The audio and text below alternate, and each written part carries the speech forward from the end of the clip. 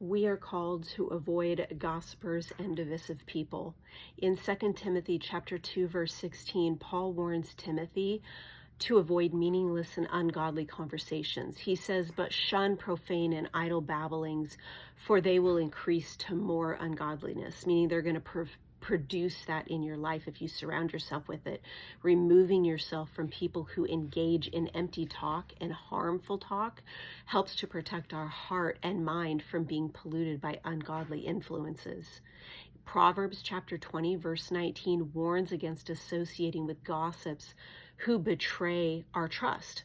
It says, "He who goes about as a talebearer reveals secrets. Therefore, do not associate with one who flatters with his lips." So gossip can lead to division, and removing people who constantly engage in it is essential for protecting our relationships and fostering peace within our lives. In Psalm 101, verse 7, David declares his intention to remove deceitful people from his life. He says, "He who works deceit shall not dwell within my house. He who tells lies shall not continue in my presence." So we need to set boundaries with people who are dishonest, recognizing that dishonesty destroys and hinders genuine relationships. On the other hand, Proverbs 18:24 emphasizes the importance of surrounding ourselves with loyal and reliable friends. It says, "A man who has friends must himself be friendly, but there is a friend who sticks closer than a brother."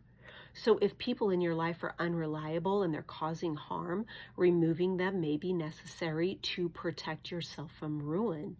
But there are friends, it says here, who are closer than a brother, those that are walking in integrity, who build up and strengthen and do not tear down or defile your walk with God.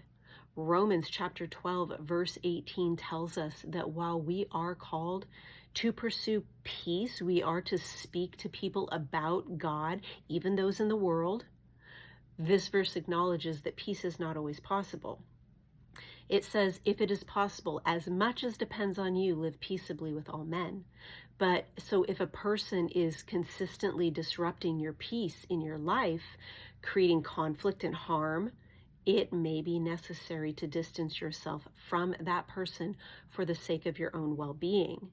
You may not be able to make peace with them because in doing so, it would mean that you're surrounding yourself with that which God does not want in your life. Therefore, it can lead you astray. Those people also may be very destructive in speaking or treating you because of your walk. So God calls us to separate ourselves from those people.